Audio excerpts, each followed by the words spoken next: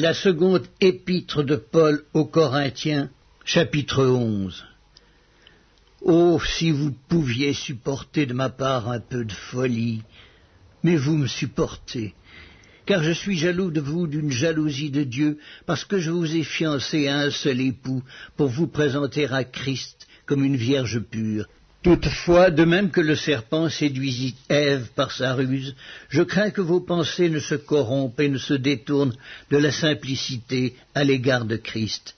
Car si quelqu'un vient vous prêcher un autre Jésus que celui que nous avons prêché, ou si vous recevez un autre esprit que celui que vous avez reçu, ou un autre évangile que celui que vous avez embrassé, vous le supporterez fort bien.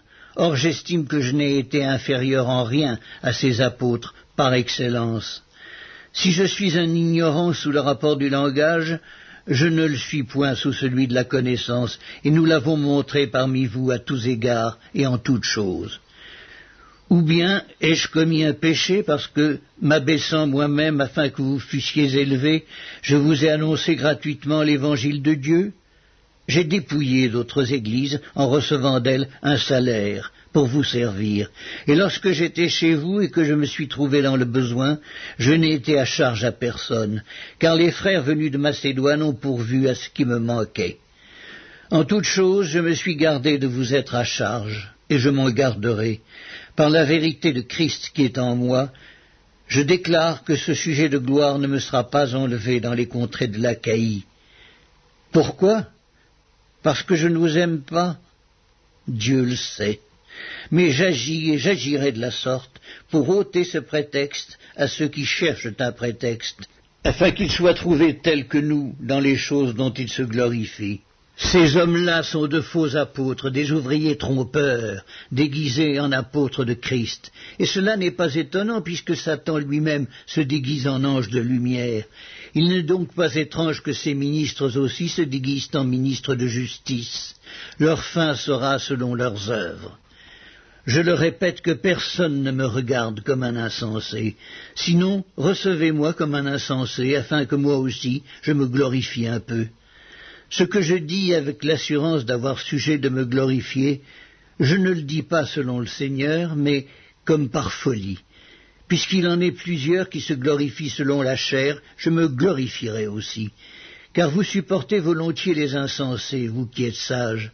Si quelqu'un vous asservit, si quelqu'un vous dévore, si quelqu'un s'empare de vous, si quelqu'un est arrogant, si quelqu'un vous frappe au visage, vous le supportez. J'ai honte de le dire, nous avons montré de la faiblesse.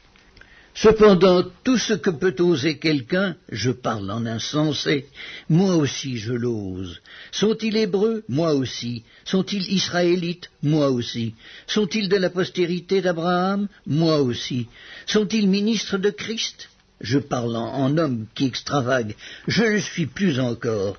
Par les travaux bien plus, par les coups bien plus, par les emprisonnements bien plus. Souvent en danger de mort, 5 fois j'ai reçu des Juifs 40 coups moins 1.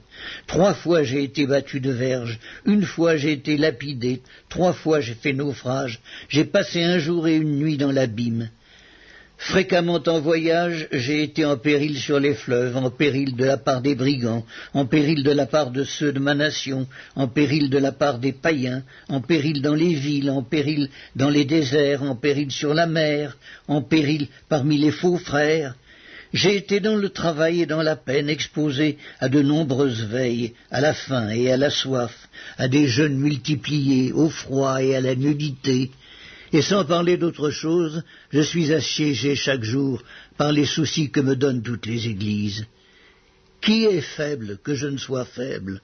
Qui vient à tomber que je ne brûle? S'il faut se glorifier, c'est de ma faiblesse que je me glorifierai. Dieu qui est le Père du Seigneur Jésus et qui est béni éternellement sait que je ne mens point. À Damas, le gouverneur du roi Arétas faisait garder la ville des Damascéniens pour se saisir de moi. Mais on me descendit par une fenêtre dans une corbeille le long de la muraille, et j'échappai de leurs mains.